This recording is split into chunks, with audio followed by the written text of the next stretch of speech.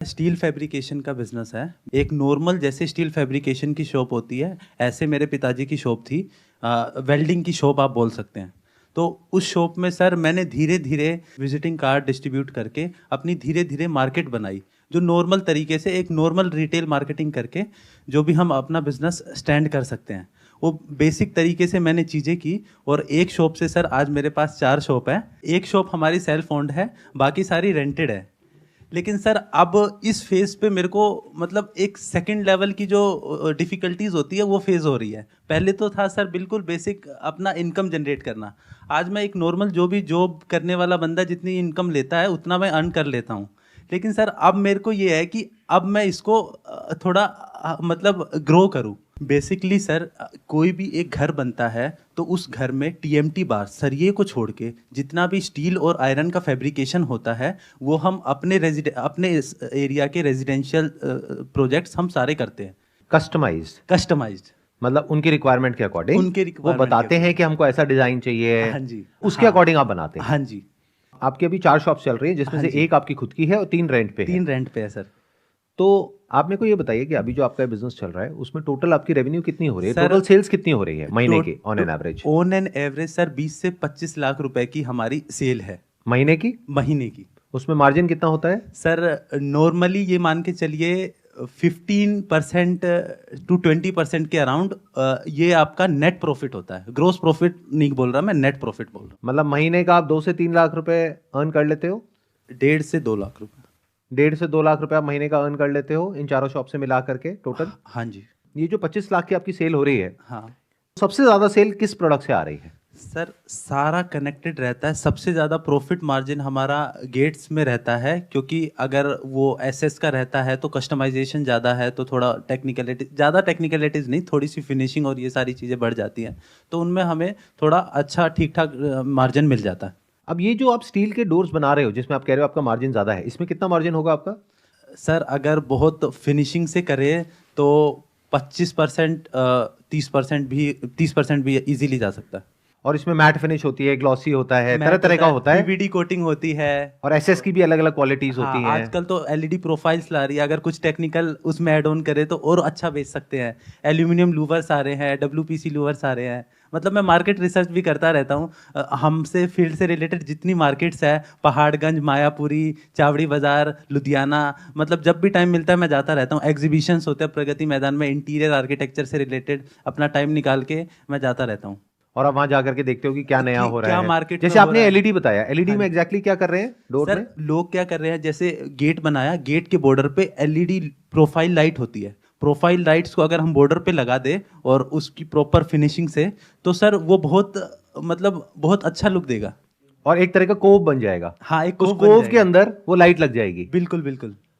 और क्या आप ऐसा कुछ कर सकते हैं कि जो आप डोर बना रहे हैं उसमें आप कस्टमाइजेशन तो कर ही रहे हैं, हाँ जी। क्या उसमें सामने वाले का जो नाम है, जैसे हाँ, उसका सरनेम होता है हर एक का, हाँ, वो लिख सकते हैं? बिल्कुल आराम से। लेजर सीएनसी लेजर कटिंग होती है, पीवीडी कोटिंग करा के हम पीवीडी कोटिंग या फिर नॉर्मल मेटल शीट पे हम लेजर कटिंग करा के उनका नाम उस पर डाल सकते हैं। बट क्या अभी डालते हैं नहीं डालते हैं? अभी नहीं डालते सर। अभी तक तो सारे आपने पॉजिटिव चीजें सुनी है, जो ड्रॉबैक्स लिमिटेशंस है वो मैंने अभी डिस्कस नहीं की है।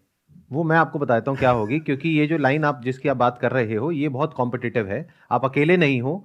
अगर किसी को भी अपने घर में ऐसा कुछ करवाना है तो वो 4 जगह फोन करेगा, बिल्कुल फिर उसमें से हर एक से नेगोशिएट करेगा, फिर देखेगा मेरे को कहाँ से बनवाना है कहाँ से नहीं बनवाना। बिल्कुल राइट। माइनस ये है सर कि अगर मैं इस काम को स्केल करता हूँ तो सर प्रोडक्शन मैनेज करना एक डिफिकल्ट टास्क हो जाता है, क्योंकि स्क्रैप भी है और इन्वेंट्री मैनेज करना भी है। और उसके बाद जो हमारे वर्कर्स है सर वो बहुत अनऑर्गेनाइज्ड है। ऐसा कोई ठेकेदार नहीं है जो हमें वर्कर प्रोवाइड कर सके। आप जो इतना काम कर रहे हैं 25 लाख का, हाँ तो कोई तो कर ही रहा होगा। तो सर, आप आउटसोर्स पिछले करते हैं, मतलब आप किसी और से कराते हैं, आप खुद करते हैं? पिछले 3 साल में मैंने 100 मिस्त्री हेल्पर जो है बदल चुका हूँ। अभी भी मेरे पास 15-20 बंदे काम कर रहे हैं, लेकिन 100 बदल चुका हूँ। और अब मेरे को ये भी आज भी कंफर्म नहीं है, जो मेरे पास आज 15 बंदे हैं, 6 महीने बाद अलग 15 बंदे होंगे। तो लोग आपको क्यों छोड़ रहे हैं? सर छोड़ने का रीज़न ये है कि जो सैलरीज उनको पे करते हैं, कोई 500 रुपये एक्स्ट्रा दे देता है तो वो वहाँ चले जाते हैं। तो अभी आपके पास कितने लोग काम कर रहे हैं? 15 लोग? अभी मेरे पास 15 लोग काम कर रहे हैं। पिछले 2-3 साल में 100 लोग छोड़ करके जा चुके हैं। 100 लोग चेंज हो चुके हैं। आज ये 15 कर रहे हैं, कल नए 5 आ गए, पुराने में से 3 चले गए, 5 चले गए, इस तरीके से। देखो मैं आपको बता देता हूँ आपके बिजनेस में क्या क्या प्रॉब्लम्स नज़र आ रही हैं जिसको कि आपको सॉल्व करना होगा अगर आप एक्चुअल में थोड़ा और बड़े लेवल पे जाना चाहते हैं तो। नंबर वन इज़ ये जो एट्रिशन रेट है आपका वो बहुत ज़्यादा है। एट्रिशन रेट का मतलब होता है कि जो लोग छोड़ करके जाते हैं आपको, तो वो कम करना होगा, ये बहुत ज़्यादा है। क्योंकि ये जो इंडस्ट्री जिसमें आप हैं वहाँ पे बहुत ज़्यादा डिफरेंस नहीं है। अगर किसी को कोई 500 रुपये फालतू देगा तो वो छोड़ करके वहाँ चला जाएगा, फिर कोई 500 देगा तो फिर वो वहाँ चला जाएगा, लेकिन एक अपर लिमिट आ जाएगी जिसके ऊपर जा करके कोई नहीं देगा, और अगर कोई देगा तो वो ज़्यादा टाइम तक उसको रखेगा नहीं, 1-2 महीने में निकाल देगा झूठ बोल करके। ठीक है, हाँ, ऐसे ही होता है। बिल्कुल सर, ऐसे ही होता है। तो आप सबसे पहले तो उस अपर लिमिट में चले जाओ जो टैलेंटेड लोग हैं उनके लिए, ताकि उनके पास में कोई ऑप्शन ही ना बचे। देखो आपको अपने माइंड में पहले क्लियर करना होगा कि मुझे अभी ज्यादा कमाना है या लॉन्ग टर्म में बहुत ज्यादा कमाना है। हाँ जी। अगर आप कहते हो अभी ज्यादा कमाना है, जैसी ज्यादातर लोगों की सोच होती है जो आगे नहीं बढ़ पाते हैं, उसकी जड़ बता रहा हूं क्या है। उसकी जड़ यह होती है, उन लोगों की लॉन्ग टर्म विजन नहीं होती है, वो सिर्फ अभी अपने प्रॉफिट के बारे में सोचते हैं। और अभी प्रॉफिट कमाने का क्या तरीका है? नंबर एक, मार्जिन बढ़ा लो। मार्जिन कैसे बढ़ाओगे? प्रोडक्ट बोलो कुछ और, दे दो कुछ दे और। दो कुछ। ये एक तरीका है। दूसरा तरीका क्या है कि जो लेबर है, 15 लोग हैं, उनको कम से कम पे करो और उनसे ज्यादा से ज्यादा काम कराओ। ये ऐसी अप्रोच है जो कभी भी लाइफ में आपको आगे नहीं बढ़ने देगी, क्योंकि आप इन्हीं चीजों में उलझ करके रह जाओगे, आप आगे बढ़ ही नहीं पाओगे। मतलब आप नेक्स्ट लेवल पे जा ही नहीं सकते, क्योंकि जैसे ही जाने के बारे में सोचोगे आपको लोग चाहिएंगे, लोग फिर कोई छोड़ के चले गए, फिर नया आदमी आया, उसको सीखने में, ट्रेन करने में ही 2-4-6 महीने लग गए, तो आप इन्हीं कामों में लगे रह जाओगे। बिल्कुल। प्लस आपने क्या किया, 4 अलग अलग दुकानें खोल ली, राइट। इससे बेटर स्ट्रैटेजी ये हो सकती है कि आप फोकस करिए उस प्रोडक्ट पे जहां पे सबसे ज्यादा पोटेंशियल है और अपनी सारी एनर्जी वहां पे लगाइए। इन अदर वर्ड्स, बहुत सारे मीडियोकर काम करने से अच्छा है कि एक काम किया जाए, लेकिन उस काम को इस तरीके से किया जाए कि दुनिया में और कोई ना करता हो उस काम को उस लेवल पे। तो पहला आपको काम क्या करना होगा कि जो भी आपके यहां पे लोग काम करते हैं, पहले क्लियर करो अपने आप को कि उस इंसान का काम कैसा है, अच्छा है, मीडियोकर है या बुरा है। अगर अच्छा है तो उसकी सैलरी मार्केट से ज्यादा होनी चाहिए, उससे आपको ज्यादा फर्क नहीं पड़ेगा। मान लो 15 में से 5 लोग हैं जिनका काम अच्छा है, अब उनकी सैलरी अभी आप दे रहे हो मान लो 20,000 रुपए, मार्केट में उनको मिल सकता है 21,000 रुपए, तो आप कर दो 22,000 रुपए। तो 2,000 इंटू 5 आप करते हो 10,000 रुपए। अभी आपने खुद कहा मैं 1.5-2 लाख रुपए महीने का कमा रहा हूं, तो 10,000 रुपए आप उनको दे भी दोगे तो आपका क्या चला जाएगा? सही बात है। दूसरा, आपको लगता है कि ये लोग हैं जो बहुत एक्स्ट्राऑर्डिनरी भी नहीं है और बेकार भी नहीं है, इनके अंदर वो टैलेंट है, सीखने का डिजायर है जो कम लोगों में होता है, तो उस इंसान को सपोर्ट करना होगा। उसको भी जो मार्केट में सैलरी मिल रही है उससे थोड़ी सी फालतू पे करो। आपने कहा 500 रुपए में वो छोड़ के चला जाता है, जब आपको ये बात पता है तो उसको 1,000 रुपए फालतू दो, तो कितना और हो गया आपके ऊपर खर्चा? 5,000 रुपए। अगर 5 बंदों को आपने दिया, बचे 5 लोग, वो अगर रहे भी ना भी रहे तो फर्क नहीं पड़ता, तो उनको उतना ही दो जितना मार्केट में मिल रहा है। ये हो गई आपकी फाउंडेशन। क्योंकि अगर इस पे आपने काम नहीं किया और बिजनेस बढ़ाने की बात कर रहे हो तो सब बेकार है, पीछे से सप्लाई है नहीं और आप डिमांड की बात कर रहे हो। डिमांड की बात कर रहे हैं। तो पहले अपना जो मैन्युफैक्चरिंग है, जो सप्लाई चेन है, उसको अच्छे से मैनेज करो, उसको स्ट्रांग करो। आपको पूरा भरोसा होना चाहिए कि ये बंदे किसी हालत में छोड़ के नहीं जाएंगे, और उसका सिर्फ एक तरीका है, पैसा। मतलब कि सोच ऐसी होनी चाहिए, ये नहीं कि मैं उनसे क्या ले सकता हूं, बल्कि उनको ऐसा क्या दे सकता हूं जो और कहीं उनको नहीं मिलेगा बट मेरे यहां मिलेगा, जिसकी वजह से वो छोड़ करके नहीं जाएंगे। कुछ ऐसी चीजें आप कर सकते हो जो वेरिएबल हो, जो अगर कभी आपका बुरा वक्त आए तो आप उसको कम कर सको, लेकिन जब तक टाइम ठीक चल रहा है उसको आप फिक्स कर दो। देखना, ध्यान से समझना मेरी इस बात को। एक है वेरिएबल, एक है फिक्स्ड। फिक्स क्या होता है कि आपने सैलरी बढ़ा दी, वो एक लेवल तक आप बढ़ाओ, उससे बियॉन्ड मत जाओ, क्योंकि उसके बियॉन्ड अगर आप जाते हो हमें तो दिक्कत हो अगर एक दिन ऐसा आया कि जब आपका बिजनेस गिरा तो अब आप सैलरी कम नहीं कर सकते, तो आपके लिए बहुत बड़ी प्रॉब्लम हो जाएगी एकदम से। तो क्या करो, सैलरी को एक पर्टिकुलर पॉइंट तक ले जाओ। मान लो एक इंसान को आप 20,000 दे रहे हो, मार्केट में उसको 24 मिलता है, आपने उसकी सैलरी कर दी 25,000, क्योंकि आपको दिखता है वो टैलेंटेड है। That is one. तो 20 की 40 नहीं करी, लेकिन आपने क्या किया, उसको बोला कि साल में एक बार, मान लो दिवाली के टाइम पे, आपको 1 महीने की सैलरी एज बोनस मिलेगी। तो देखा जाए तो उसको कितना एक्स्ट्रा मिल गया 1 महीने का? नियर अबाउट 2,000 रुपए। तो उसकी सैलरी एक्चुअल में कितनी हो गई? 27,000 रुपए। प्लस बोलो अगर आप ओवर टाइम लगाओगे उसको आपको एक्स्ट्रा मिलेगा। तो एक्चुअल में सैलरी कितनी हो गई? 30,000 रुपए। यानी ओवर टाइम की पेमेंट मिलना और दिवाली पे 1 महीने का बोनस मिलना, ये उसको और कहीं मिलना ही नहीं है। तो अब वो आपको छोड़ के नहीं जाएगा जल्दी से। प्लस सैलरी उसकी मार्केट से थोड़ी सी ज्यादा है। तो आपने अपने बिजनेस के एक एस्पेक्ट को बिल्कुल मजबूत कर दिया, रॉक सॉलिड कर दिया कि ये नहीं हिलने वाला अब। कि अगर मैं डिमांड बढ़ा भी लूंगा तो ये लोग संभाल लेंगे, क्योंकि अभी ओवर टाइम भी करने को तैयार है खुशी खुशी। अगर आप इनको कहोगे कि यार काम ज्यादा आ गया है अभी, मान लो दिवाली के टाइम पे लोग बहुत घर में रेनोवेशन करते हैं, तो आप कहोगे कि अभी थोड़ा ओवर टाइम लगाना पड़ेगा, वो कहेंगे हाँ जी कोई दिक्कत नहीं है, पैसे मिल रहे हैं। और ये सिस्टम हर एक के लिए सेम होना चाहिए। मतलब सिंपल है, जो सही काम नहीं कर रहा है उसको निकाल दो, और जो सही काम कर रहा है उसको निकलने मत दो किसी भी हालत में। अगर ये आपको यहां तक क्लियर हो गया है तो दूसरा आप क्या कर सकते हैं। अब मैं आपको ये नहीं बता रहा कि आप ये करो, बट अगर मैं आपकी जगह होऊंगा तो मैं क्या करूंगा।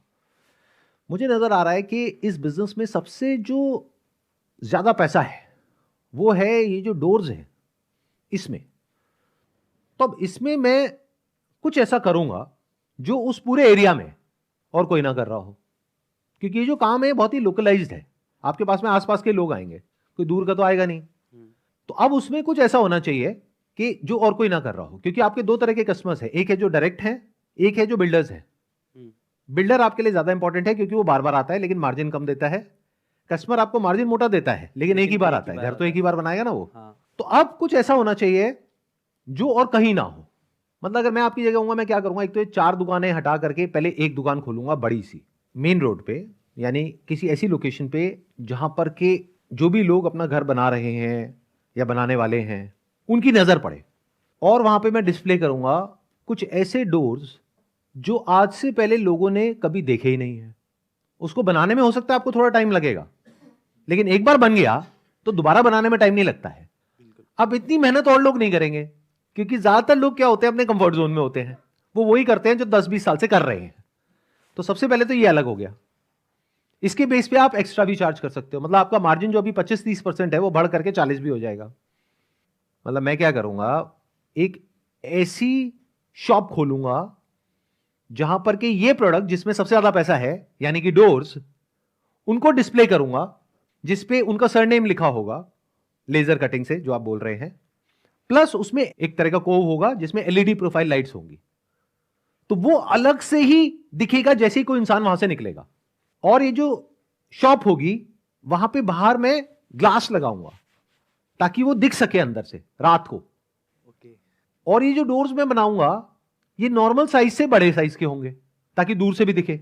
आप समझ गए, अलग अलग सरनेम लिखा हुआ है, अलग अलग डिजाइन है, एलईडी का काम अलग अलग तरीके से हुआ पड़ा है, स्टील की भी अलग अलग फिनिश है। लेकिन एक नॉर्मल डोर अगर होता है मान लो 7 फुट का, 8 फुट का, ये है 10 फुट का, तो आपको शॉप ऐसी लेनी होगी जहां पे हाइट आपको बड़ी मिले।